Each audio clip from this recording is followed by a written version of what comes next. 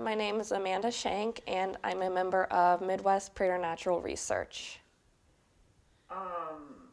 Let's see.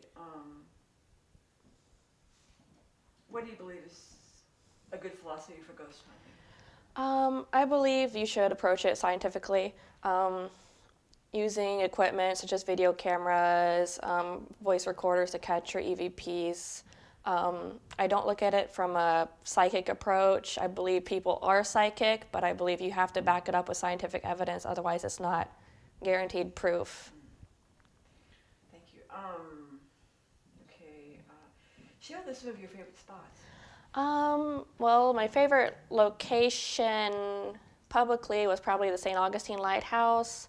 Didn't capture anything there, but it was a wonderful spot, just beautiful. Probably the best place I've actually investigated is my brother's home. This was in Florida. As far as we know, he has a male ghost and a female ghost. When he first bought it, my mother told us, "Oh, his house is haunted." We're like, "Sure, Mom, whatever." So one of his spare bedrooms, it has a cat door from like the previous owners. So he goes, gets a tape recorder, it's just me and him there, goes and says, "Okay, I have a voice recorder here. Why don't you just tell us your life story?" Sticks it through the cat door, doesn't open up the actual door or anything. Play it back, you hear, so he's asking, tell us your life story, here's a tape recorder. You hear a male voice saying back, "I won't." That's the only thing he's ever gotten there at that house. It also, there was one time I was there, my mom was there, she goes into the restroom. I hear a woman's voice, plain as day, right, like whispering, "Amanda, I'm in the bathroom. Amanda, I'm in the bathroom." And I'm like, "Okay, I know this, Mom. Why are you telling me this?" Because it sounded like my mother's voice. So she comes out and I'm like, "Mom, why were you telling me you were in the bathroom?" And she's like, "I wasn't telling you that." And you can hear pots and pans moving around that place all the time. You see shadows walking around the backyard. It's a wonderful activity. And it's great. I can always go there and investigate it since it is my brother's home. That's good. Yeah. Your little laboratory there. Right. Well, in your growing up years, have you had any experiences? Or? I actually saw my first ghost when I was 9 years old. Don't know who it was, who it could have been. Everybody that's ever lived in that house is still alive. But I was asleep about maybe 2, 3 a.m. in the morning. There was a man standing at my bed with a long beard. Just stood there for probably 2 or 3 seconds and he was gone. Maybe a few years later, at my grandparents' house, I saw another spirit. Looks kind of like the same guy. Don't know who it was. And that night I had to sleep out on the couch because there was a lot of people over. It was Easter weekend, I think. And same guy standing there staring at me. Couple seconds again, never said anything. And at first I thought, okay, maybe I'm just seeing something because I didn't have contacts at that time. So I leaned over, grabbed my glasses off the floor, put my glasses on, yeah, he's still standing there. And that was really odd. Strange. Do you have any other stories? I've got one that's not funny. It's kind of strange. Well, my brother, he lived on the other side of town. I got off of work 10:30 something at night. He wanted me to go over and feed his dogs because he was out of town. A couple days prior to that, his neighbor's house had been broken into. They got robbed, and one of the robbers got shot. Another robber ran off and escaped.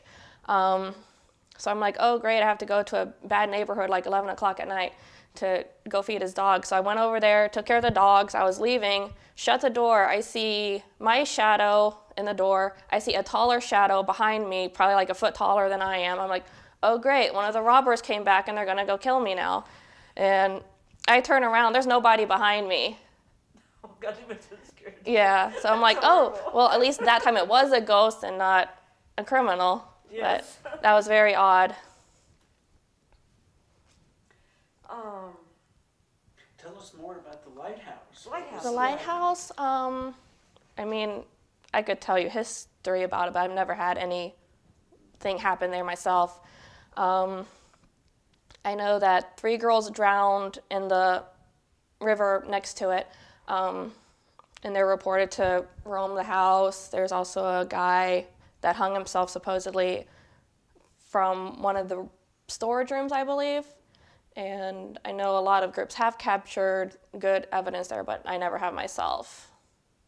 So. What fascinates you about the paranormal? Basically, the experiences I've had. At first, I wasn't really into talking about it because I thought, oh, people would think I'm crazy. And then, one day I decided to tell my family, I think I've seen ghosts before. And my mom goes, oh, yeah, sure, I've seen them all the time. It's no big deal. So I'm like, oh, people do have this happen to them. And then I got more open about it, decided to go investigate other places, and now I just want to help people understand what they are. They're not harmful. They're just like regular people. Yeah. And right. and sometimes it might not be a ghost. It might be just somebody doesn't know something's wrong with like their electrical equipment or something, making weird noises or things happen, and find, oh, there's a reasonable explanation for this, and people are glad about that too. What's the favorite spot that you've investigated with your husband? With him, I would say this one cemetery we did called Glenbeulah Cemetery, very small, very tiny cemetery. We were going around, a lot of the headstones and all have been vandalized, broken, thrown down on the floor, all over the place, and people aren't allowed to go in there and do like an investigation. This was actually in the middle of the afternoon when we did this. And we were commenting like, yeah, this is probably why nobody's allowed to come in here in the evening because of all the vandalism. So he's like, yeah, and he was asking a question, do you know who did this? Talking about, the broken headstones. And we both hear different things on the recorder. And one of the things I hear is, I did it, is the voice I hear back. And he says, he hears, hi there. Yeah, EVPs are sort of... whatever you hear is what you hear. How valuable do you think our EVPs are as evidence? Actually, for me personally, I think is one of my favorite things. Like with the camera, you can go, oh, that's dust, shadow, your finger in front of it, a piece of hair, whatever. But if you hear an actual voice coming back, nobody was else in the room talking at the time. That's pretty good evidence, and also shows that there's some kind of intelligence behind it too.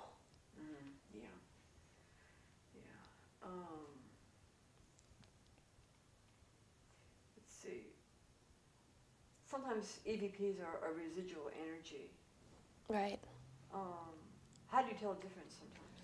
Do you have any ideas on that? I think if it's something that sounds like it doesn't belong, like if it's not a direct answer to a question, it might be residual. Like if you hear some like old time kind of music or voices talking, not even acknowledging you, that's probably residual. If you ask a question like, what is your name? And you get a response like George, that's going to be more present, intelligent.